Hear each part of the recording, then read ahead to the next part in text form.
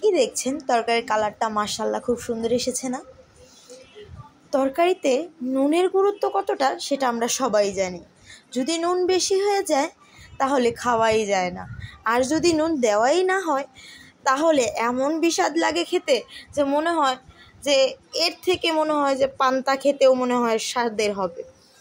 তো যাই হোক, আমার তরকারির কালারটা মাশাআল্লাহ খুব সুন্দর আসলেও আমি সেদিন এমন একটা কাজ করেছিলাম যে আমি তরকারিতে লবণই দিই নাই।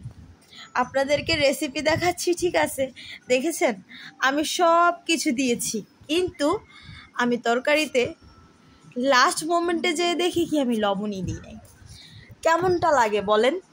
এই অবস্থা থাকলে যদি পুরো তরকারি রান্না শেষে মুখে দিয়ে যখন ভাতের প্লেটে ভাত নিয়ে বসার পরে যখন দেখা হয় যে তরকারিতে লবণই দেন নাই, তখন কেমনটা লাগবে বলেন? তাও যদি থাকে আবার বাসায় মেহমান, তখন মান ইজ্জতের তো ফালুদা। তো যাই হোক, চলেন রেসিপিতে ফিরি। প্রথমে গরুর মাংসের মধ্যে পেঁয়াজ কুচি দিয়ে দিয়েছিলাম কেটে সুন্দর করে। তারপর দিয়ে দিলাম হলুদের গুঁড়ো, মরিচের গুঁড়ো, ধনিয়া গুঁড়ো, জিরা গুঁড়ো, দিয়ে দিলাম আস্ত কিছু গরম মশলা, তেজপাতা, এলাচ, দারচিনি, লং, তারপরে কিছুটা বাটা মশলা দিয়ে সুন্দর করে হাতে মাখিয়ে ঝুঁকিয়ে নিয়েছি। তেল দিয়ে নিয়েছিলাম, দিয়ে মাখিয়ে ঝুঁকিয়ে সুন্দর করে এর মধ্যে আবার কিছু কোয়া রসুনও দিয়েছিলাম। আমি আস্ত রসুন খেতে খুব বেশি পছন্দ করি, তাই দিয়েছিলাম। আমার রান্নার কালারটা কিন্তু মাশাআল্লাহ এতটা সুন্দর এসেছিল যে বলার মতো না। তো যাই হোক, রান্নাটা সুন্দর হলে কি হবে বলেন? আমি তো লবণই দিই নাই। কিন্তু আপনারা কিন্তু এই ভুলটা করেন না। আমি এখানে লবণ দিতে ভুলে গিয়েছিলাম, কিন্তু পরবর্তীকালীন আমি আবার লবণ দিয়ে জাল করে নিয়েছিলাম। কিন্তু আপনারা অবশ্যই দিয়েন লবণটা, যেহেতু আমি দিই নাই এখানে, তাই বলাও হয় নাই। তো যাই হোক, আমার সেদিন আমার বাচ্চারা পর্যন্ত আমার তরকারিটা খেয়ে বলছে, আম্মু তুমি তো লবণই দাও নাই। বলেন কেমনটা লাগে? সাথে সাথে আবার চলে গেলাম রান্নাঘরে, দিয়ে লবণ দিয়ে সুন্দর করে জাল করে নিয়ে এসেছিলাম।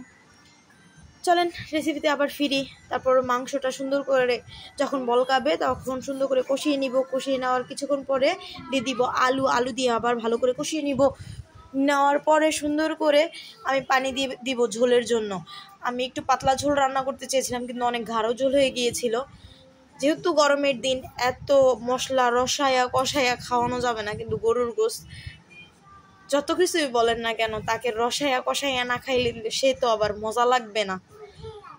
সের জন্য সুন্দর কইরা রসাইয়া কষাইয়া এই রানছিলাম মই।